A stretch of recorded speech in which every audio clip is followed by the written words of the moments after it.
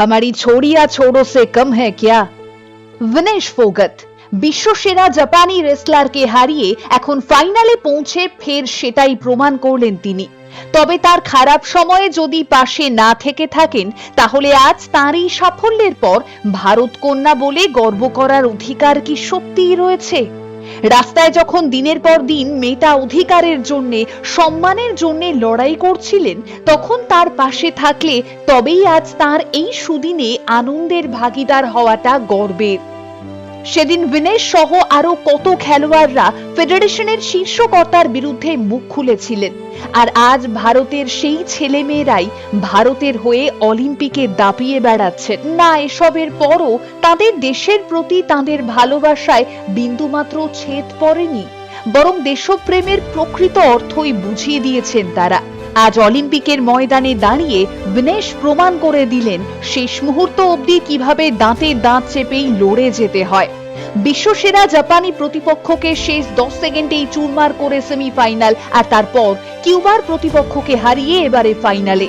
ভারতের গর্ব, ভারত কন্যা বিনেশ ফোগত। ভারতের ঝুলিতে আরো এক মেডেল প্রাপ্তি এবারে শুধু সময়ের অপেক্ষা। মনে পড়ে সেই দিনগুলোর কথা। সেদিনও একটা লড়াই চলেছিল, সেদিনও নিজের সবটা উজাড় করেই দিয়েছিলেন বিনেশ। তবে ময়দানটা বিদেশের ছিল না, ছিল এই ভারতবর্ষের। অলিম্পিকের আগে বিনেশকে যে বহুমুখী লড়াইটা করতে হয়েছে তা সত্যিই অত্যন্ত অপ্রত্যাশিত, তার থেকেও বেশি দুঃখজনক। সেই দিনগুলোতে খুব কম মানুষই বিনেশের পাশে এসে দাঁড়িয়েছিলেন। কত মানুষ এড়িয়ে গিয়েছেন, আবার কেউ কেউ তো এখনো এই বিষয়টাই জানেন না। অথচ সেই দীর্ঘ লড়াইটা পেছনে ফেলে এই দক্ষ কুস্তিগির পৌঁছে গেলেন প্যারিস অলিম্পিকে। শুধু তাই নয়, শুরুটা করলেন দুর্দান্ত। তবে এখানেই থামলেন না, অলিম্পিক্সে ঘটালেন একটা বড়সড় অঘটন। হ্যাঁ, অঘটনই বটে। ভারতের মেয়ে হারালেন বিশ্বের 1 নম্বর কুস্তিগিরকে। প্যারিস অলিম্পিকে মহিলাদের 50 কেজি ফ্রিস্টাইল কুস্তি ইভেন্টে টোকিও অলিম্পিকের স্বর্ণপদক বিজয়ী জাপানের সুসাকিকে হারিয়ে দিলেন ভারত কন্যা বিনেশ।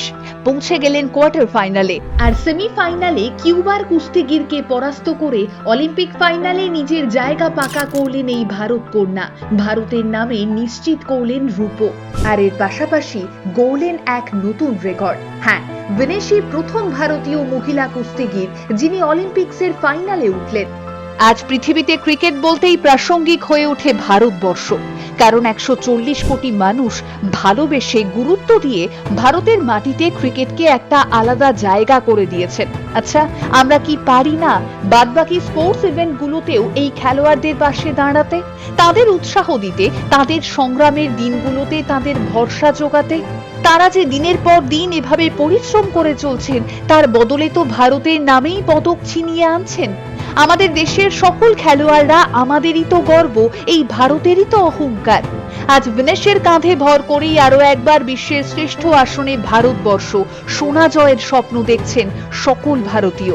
এবারে অপেক্ষা শুধু সময়ের। অলিম্পিকে হয়তো আরো একবার সোনালী মোড়কে উঠতে চলেছে ভারতের জাতীয় পতাকা।